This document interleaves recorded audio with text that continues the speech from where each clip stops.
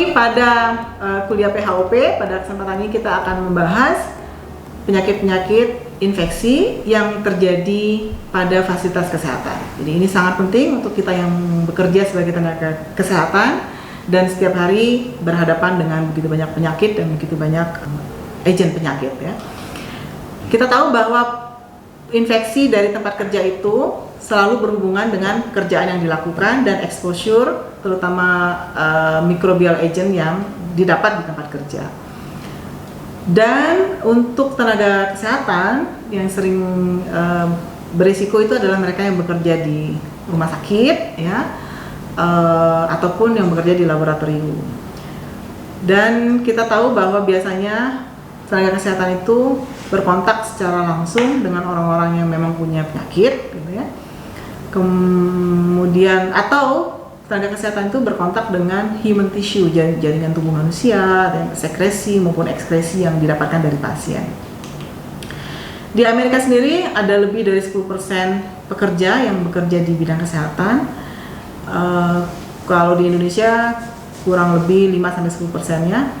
Kemudian kita tahu bahwa zat berbahaya yang ada di tempat pelayanan kesehatan itu bisa berbentuk biologi, bisa berbentuk kimia, bisa berbentuk fisik, ya, atau bisa juga berbentuk hal-hal yang tidak ergonomis, ya, ataupun bisa berbentuk kekerasan maupun dampak-dampak psikososial, ya, misalnya karena stres yang tinggi akibat tekanan pekerjaan ataupun pekerjaan yang seringkali menyebabkan harus melakukan jaga malam, gitu, atau on call duties, ya, sehingga shift work yang cukup sering itu dapat juga menyebabkan dampak secara psikososial.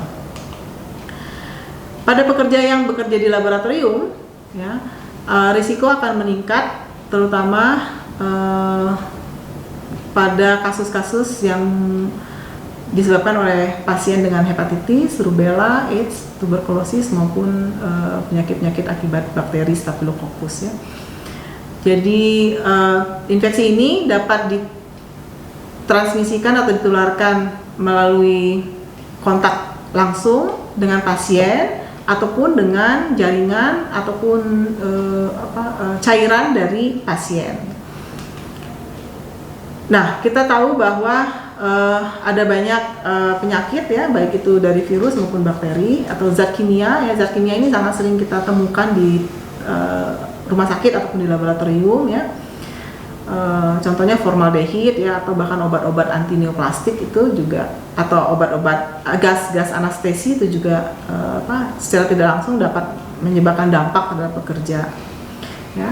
Atau kemudian secara fisik, ya, bagaimana kita berdiri secara terus-menerus ketika operasi, misalnya gitu, operasi 3-4 jam kita harus berdiri terus-menerusan, atau kita terpapar radiasi, ya. Atau kemudian ya itu tadi stres karena beban pekerjaan ataupun karena pekerjaan yang harus seringkali menuntut jaga malam, itu juga dapat menyebabkan dampak, ya. Nah, ada istilah yang kita kenal dengan nosocomial infection. Apa itu nosocomial infection? Ini adalah infeksi yang terjadi ketika kita bekerja di rumah sakit. Jadi kita mendapatkan paparan dari mikroorganisme itu di dalam rumah sakit. Dan biasanya itu berasal dari pasien, ya, ataupun dari pekerja lain yang ada di rumah sakit itu, ya.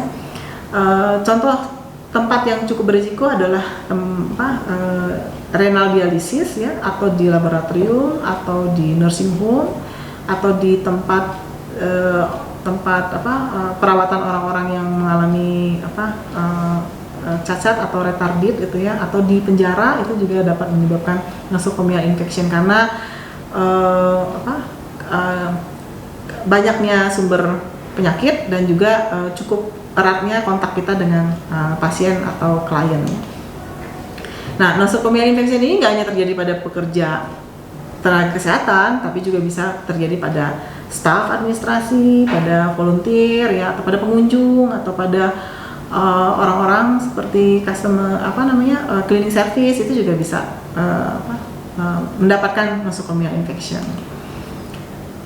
Biasanya hal ini terjadi karena kontak dengan pasien yang sedang dirawat, ya, atau bisa juga gejala itu timbul setelah pasien itu pulang ke rumah atau sudah tidak lagi dirawat di tempat itu, tapi pekerja atau tenaga kesehatan yang terinfeksi itu baru muncul kemudian.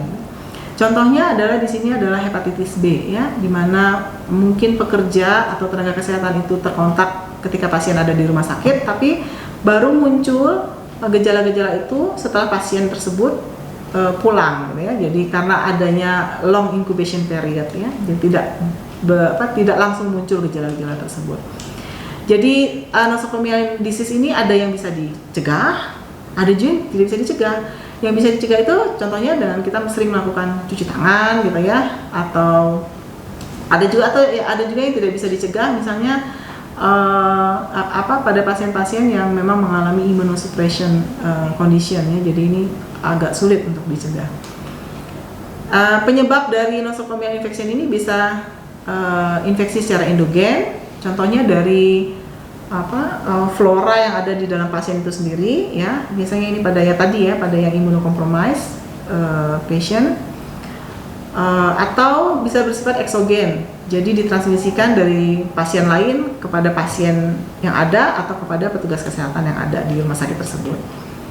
Nah, nosocomial disease ini bisa bersifat sporadik ya, jadi terjadi secara irreguler, tidak ada pattern tertentu, tiba-tiba menyebar secara tiba-tiba gitu, atau bisa juga terjadi secara endemis, jadi memang ada area tertentu atau periode tertentu di mana penyakit ini tinggi secara terus-menerus gitu ya, atau ada yang bersifat hiperendemik di mana memang peningkatan secara gradual itu terjadi gitu secara terus-menerus, atau ada yang bersifat epidemik ya, tiba-tiba kasusnya menjadi tinggi, atau ada juga yang bersifat outbreak, jadi dia secara tiba-tiba dalam waktu cepat kasusnya menjadi meningkat sangat tinggi. Nah, yang perlu kita ketahui adalah bagaimana proses infeksi ini terjadi. Tentu saja infeksi ini terjadi kalau ada agent dan ada host. Jadi agent ini biasanya adalah bakteri atau virus yang menyebabkan penyakit tersebut, ditransmisikan kepada host. Dalam hal ini umumnya adalah tenaga kesehatan yang bekerja di rumah sakit atau di laboratorium. Ada yang bersifat langsung kontak ya, baik kontaknya itu sentuhan langsung ataupun sentuhan tidak langsung melalui benda lainnya, atau memakai perantara ya, perantara alat gitu ya, atau menyebar melalui udara atau menyebar melalui vektor ya. Nah, kalau kita lihat dari hostnya, tentu saja penyakit ini akan berkembang di host itu tergantung pada agent, tergantung pada faktor hostnya juga. Jadi faktor hostnya itu terutama disebabkan oleh defense mechanism dari host tersebut. Kalau hostnya itu kondisi tubuhnya baik, dapat meminimalkan risiko yang ada. Tapi kalau dia sedang berada pada tingkat imunitas yang kurang baik, akan cepat untuk mendapatkan nosocomial infection. Ada banyak port di entry, cara masuk dari agen tadi, bisa melalui kulit, bisa melalui membran mukus, melalui respiratory tract, gastrointestinal tract ataupun urinary tract. Nah, yang melalui kulit contohnya ini, leptospira ataupun HIV atau hepatitis B atau pseudomonas ya. Kalau yang melalui respiratory ini yang paling sering adalah tuberkulosis.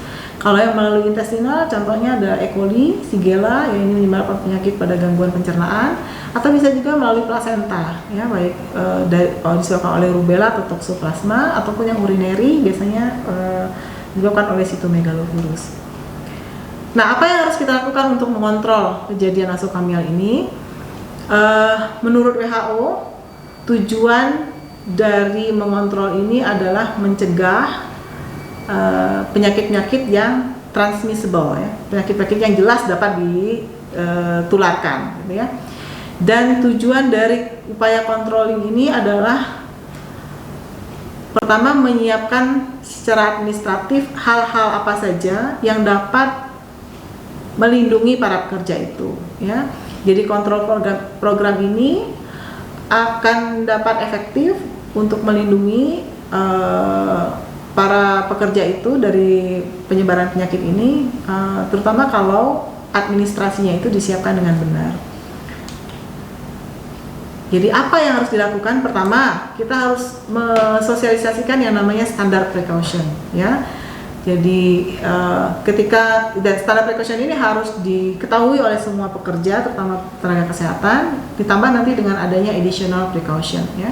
Upaya-upaya melakukan kontrol dari infeksi nosokomial ini dapat dilakukan pertama dengan menerapkan standar precaution ataupun nanti menambahkan additional precaution tertentu. Jadi standar precaution ini harus kita sosialisasikan kepada para pekerja, terutama tenaga kesehatan. Tujuannya adalah untuk mengurangi risiko pada tenaga kesehatan itu sendiri dan juga mengurangi risiko terhadap pasien lain maupun terhadap staf administrasi yang ada di rumah sakit maupun di laboratorium. Nah, standar precaution ini apa saja? Kita harus mengasumsikan bahwa semua pasien itu merupakan sumber yang potensial untuk menyebarkan infeksi pada tenaga kesehatan. Kita tidak boleh melihat atau memandang dari diagnosis ataupun status infeksi yang ada pada pasien. Kita harus menganggap semua pasien itu adalah potential sources dari infeksi. Nah, pada additional precaution, hal apa saja yang harus kita perhatikan? Antara lain adalah kita harus memperhatikan penyakit-penyakit terutama yang disebarkan di udara ataupun melalui droplet maupun melalui kontak langsung. Jadi kita harus melakukan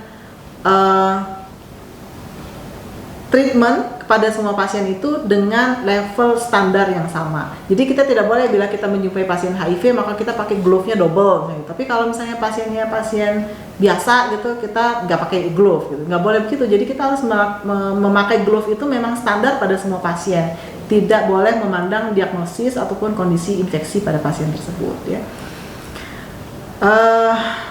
Apa yang menjadi pokok dari standar precaution? Antara lain satu, mencuci tangan dengan zat antiseptik tertentu atau disebut juga dengan hand hygiene. Ini penting dan harus dikerjakan pada semua kondisi, pada semua pasien. Yang kedua, kita harus memakai personal protective equipment, terutama ketika kita handling atau bekerja dengan darah, bekerja dengan zat organ tubuh manusia, baik itu berupa ekskresi maupun sekresinya. Ya, jadi harus memakai personal protective equipment. Terus yang ketiga, ketika kita berhubungan atau bekerja dengan alat-alat yang dipakai untuk melakukan pelayanan kepada pasien, ya, baik itu alatnya, equipmentnya, medical equipmentnya maupun linennya, ya, ataupun kain atau selimut atau spray yang berhubungan dengan pasien. Ya. Yang ketiga, kita harus menghindari needle stick atau sharp injury, ya. Jadi kita harus sangat hati-hati ketika kita bekerja dengan benda-benda tajam ataupun dengan jarum, ya. Kemudian yang kelima, kita harus melakukan manajemen dengan yang baik terhadap percikan ataupun kondisi-kondisi lain yang ada di lingkungan di sekitar rumah sakit, ya. Terus yang keenam yang harus kita perhatikan adalah menghandling sampah, terutama sampah medis, ya. Jadi ini harus ada program khusus, harus ada perhatian khusus untuk menghandling atau memanajemen sampah rumah sakit, ya. Karena ini dapat berdampak tidak hanya kepada pekerja tapi juga kepada lingkungan di sekitar rumah sakit. Ya. Oke, selain standard precaution, additional precaution juga harus kita terapkan, terutama apabila kita tahu ada sumber infeksi yang dapat menyebar, terutama melalui udara, melalui droplet ataupun melalui kontak langsung, ya. Jadi pada kondisi seperti ini, contohnya pada penyakit tuberkulosis, apabila kita tahu ada pasien tuberkulosis, maka kita harus mengupayakan misalnya dengan menempatkan pasien itu pada ruangan tertentu, gitu ya. Dan pekerja tenaga kesehatan dalam hal ini harus tentu saja memakai protective equipment yang memadai, ya, seperti masker, glove maupun gaun tertentu. Kita tahu bahwa airborne penyakit yang ditularkan melalui udara itu dapat ditularkan dalam bentuk droplet, ya. Dan yang paling sering kita temukan di rumah sakit itu contohnya pasien dengan tuberkulosis atau cacar, ya, atau pneumonia, difteri, ya, atau influenza, gitu ya, atau yang langsung atau yang pasien yang risiko yang didapat dari kontak langsung dengan pasien itu antara lain adalah infeksi-infeksi dari contohnya dari organisme yang mengalami banyak resistensi terhadap antibiotik ya, ataupun yang berasal dari saluran pencernaan dan kulit ya, itu harus kita waspadai. Nah, apa yang dapat kita lindungi ya terhadap tenaga kesehatan ini? Pertama ya tentu saja kita harus mengupayakan transmisi dari pasien kepada tenaga kesehatan itu diminimalisir ya, atau kita juga dapat mengupayakan imunisasi yang sudah direkomendasikan untuk tenaga kesehatan, antara lain yang sudah ada sekarang adalah hepatitis A dan B, influenza, measles ya, rubella, tetanus maupun difteria. Jadi selama memungkinkan semua pekerja atau tenaga kesehatan itu harus melakukan imunisasi tersebut ya. Ya, terima kasih atas perhatiannya. Sampai jumpa.